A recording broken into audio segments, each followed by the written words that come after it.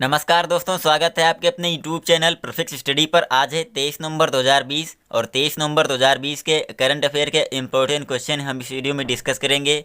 और आज के इस वीडियो की PDF फाइल आप इस वीडियो के डिस्क्रिप्शन लिंक से डाउनलोड कर सकते हैं और PDF आपको हमारे टेलीग्राम चैनल पर भी मिल जाएगी। टेलीग्राम चैनल का लिंक नीचे डिस्क्रिप्शन में दिया, आप वहाँ से ज्वाइन कर सकते हैं। तो चलिए वीडियो को स्टार्ट करते हैं। पहला क्वेश्चन है, हाल ही में किसने पंचकुला में GST भवन का उद्घाटन किया है? तो अभी हाल ही में अजीत कुमार ने पंचकुला में GST भवन का उद्घाटन किया है। तो इस क्वेश्चन का बी ऑप्शन सही है। केंद्रीय अप्रत्यक्ष कर और सीमा शुल्क बोर्ड यानी CBIC के अध्यक्ष अजीत कुमार ने बोर्ड के अन्य सदस्यों के साथ मिलकर हरियाणा के पंचकुला में GST भवन का उद्घाटन किया है। और अजीत कुमार हैं किसके अध्यक्ष? केंद्रीय प्रत्यक्ष कर और सीमा शुल्क बोर्ड, शॉर्ट फॉर्म में CBIC के अध्यक्ष हैं अजीत कुमार।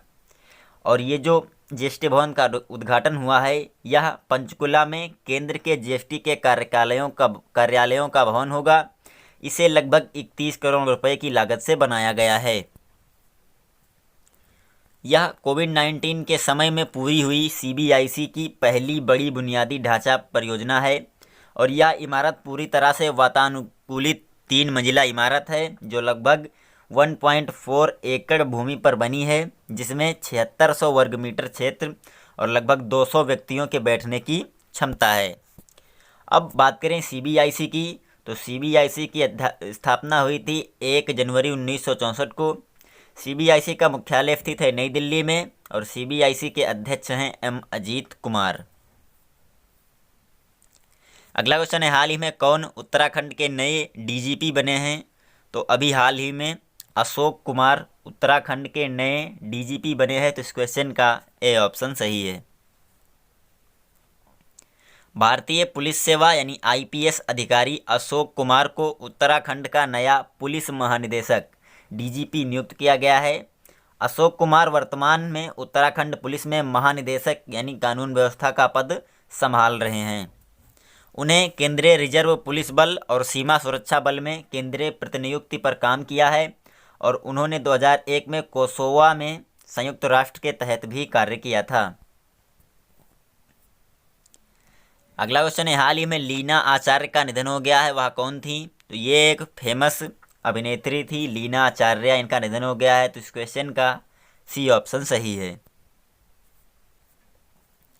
लोकप्रिय टेलीविजन अभिनेत्री लीना आचार्य का 21 नवंबर 2020 को दिल्ली में निधन हो गया। और लीना शो में सेठ जी, आपके आ जाने से, मेरी हानिकारक बीबी और कई अन्य भूमिकाओं के लिए लोकप्रिय थी। लीना ने रानी मुखर्जी की मुख्य भूमिका वाली फिल्म हिचकी में भी अभिनय किया था। अगला क्वेश्चन है, हाल ही में कौन 30 से 35% तक कार्बन फुटप्रिंट कम करने वाला देश बना है? तो हाल ही में अपना देश भारत 30 से 35% तक कार्बन फुटप्रिंट कम करने वाला देश बना है। तो इस क्वेश्चन का बी ऑप्शन सही है।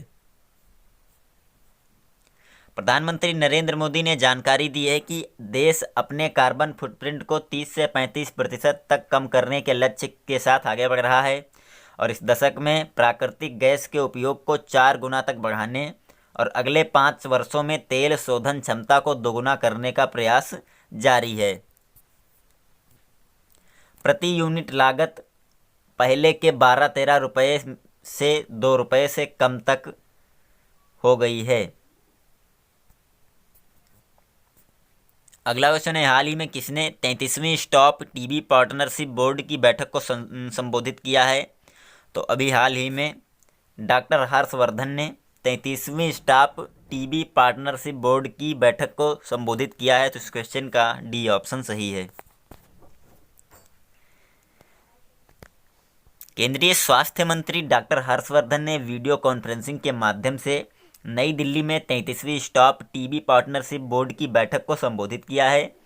बैठक के दौरान मंत्री ने रणनीतिक रूप से समर्थन, विचार, नेतृत्व, विघटनकारी सामाजिक उद्यमिता, शक्तिशाली सामाजिक और राजनीतिक प्रतिबद्धता के साथ टीबी के उन्मूलन के लिए एक जन आंदोलन बनाने की आवश्यकता पर जोर दिया है। इस ओर ध्यान देना चाहिए कि भारत 2030 के वैश्विक लक्ष्य से 5 साल पहले 2025 तक टीबी से संबंधित सतत विकास लक्ष्य को प्राप्त करने के लिए टीबी हारेगा देश जीतेगा अभियान चला रहा है। अगला क्वेश्चन है, हाल ही में किस राज्य की पूर्व राज्यपाल मृदुला सिन्हा का निधन हो गया है? तो अभी हाल ही में गोवा राज्य की पूर्व राज्यपाल मृदुला सिन्हा का निधन हो गया है। तो इस क्वेश्चन का सी ऑप्शन सही है।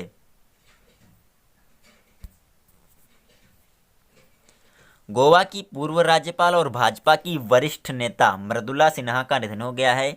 वह गोवा की पहली महिला राज्यपाल थी। साथ ही वह एक कुशल लेखिका भी थी, जिन्होंने साहित्य के साथ साथ संस्कृति की दुनिया में भी व्यापक योगदान दिया था।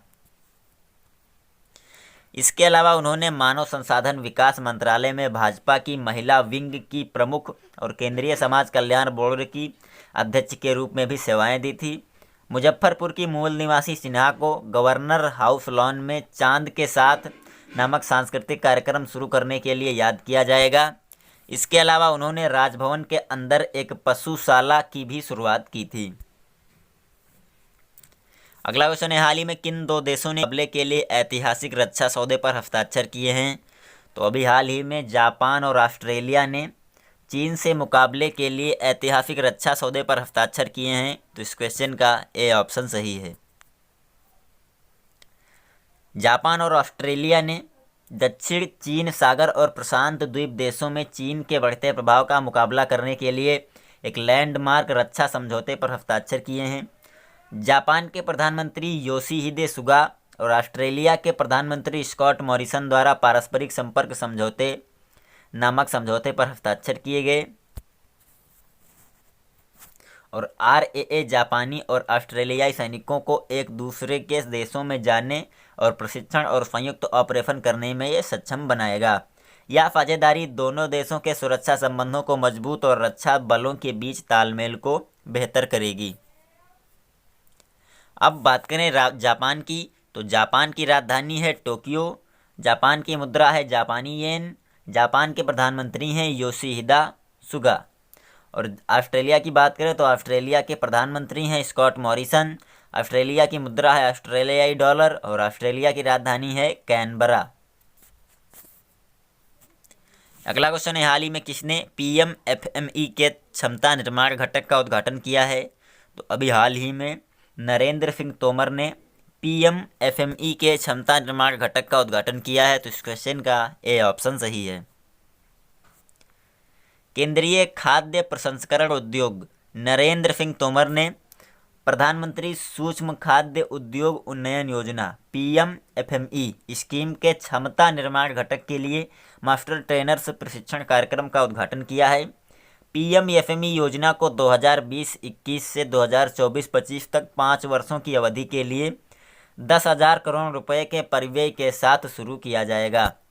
इसके अलावा उन्होंने भारत के GIS एक जिला एक उत्पाद योजना यानी one district one product digital camp का भी अनावरण किया है। अब बात करेंगे क्या है GIC, एक जिला एक उत्पाद योजना one district one product digital map, इसके बारे में बात करेंगे। यह सभी राज्यों के ODOP उत्पादों का विवरण प्रदान करता है और ग्राहकों को इसके मूल्य श्रृंखला विकास के लिए ठोस प्रयास करने की सुविधा प्रदान करता है। डिजिटल मैप में आदिवासी, अनुसूचित जाति SC, अनुसूचित जनजाति ST और आकांक्षी जिलों के लिए संकेतक भी हैं। अगला क्वेश्चन है, हाल ही में भारत और किस देश के बीच पहली वर्चुअल समिट का आयोजन हुआ है? तो अभी हाल ही में भारत और लग्जमबर्ग के बीच पहली वर्चुअल समिट का आयोजन हुआ है। तो इस क्वेश्चन का सी ऑप्शन सही है।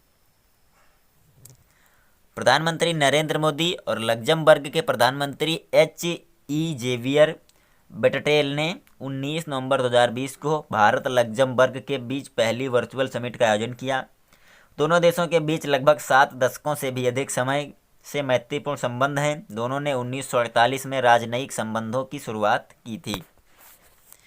इस शिखर सम्मेलन के दौरान दोनों पक्षों ने व्यापार, वित्त, इस्पात, अंतरिम, ICT, नवाचार, विनिर्माण, मोटर वाहन, सतत विकास जैसे क्षेत्रों में अक्षय ऊर्जा, जलवायु परिवर्तन के खिलाफ लड़ाई में सहयोग बढ़ाने की सहमति जताई। प्रधानमंत्री ने अंतर्राष्ट्रीय सौर संगठन इंटरनेशनल सोलर अलायंस में शामिल होने की लग्जमबर्ग की घोषणा का स्वागत किया और इसे आपदा रोधी बुनियाद ढांचे सहयोग के लिए गठबंधन में शामिल होने के लिए आमंत्रित किया। अगला क्वेश्चन है, हाल ही में वर्ल्ड COPD डे कब मनाया गया है? अभी हाल ही में 18 नवंबर को इंटरनेशनल COPD डे मनाया गया है। तो इस क्वेश्चन का ए ऑप्शन सही है। हर साल नवंबर महीने के तीसरे बुधवार को वर्ल्ड COPD डे के रूप में मनाया जाता है ताकि क्रोनिक ऑब्स्ट्रक्टिव पुल्मोनरी डिसीज यानी फेफड़े से संबंधित रोगों के बारे में जागरूकता बढ़ाई जा सके और दुनिया भर में COPD देखभाल में सुधार किया जा सके। इस वर्ष विश्व COPD दिवस 18 नवंबर 2020 को मनाया गया और इस वर्ष COPD दिवस की थीम थी living well with COPD everybody everywhere. क्या थी? Living well with COPD everywhere, everybody everywhere. यह दिन विश्व भर में विश्व स्वास्थ्य संगठन, स्वास्थ्य देखभाल पेशेवरों और COPD रोगी समूहों के सहयोग से global initiative for chronic obstructive lung disease द्वारा मनाया जाता है। पहला विश्व COPD दिवस 2002 में मनाया गया था। क्रॉनिक ऑब्स्ट्रक्टिव पल्मोनरी डिजीज फेफड़ों से संबंधित एक बीमारी है जो सांसों के एयर फ्लो को रोकती है, जिससे सांस लेने में मुश्किल होती है। तो ये वीडियो यहीं पे ख़त्म होती है। हम उम्मीद करते हैं आपको वीडियो पसंद आई होगी। अगर वीडियो पसंद आई हो तो ज़्यादा से ज़्यादा लाइक और शेयर कीजिए। चैनल पर नए हैं तो सब्सक्राइब कर लीजिए। Thanks for watching.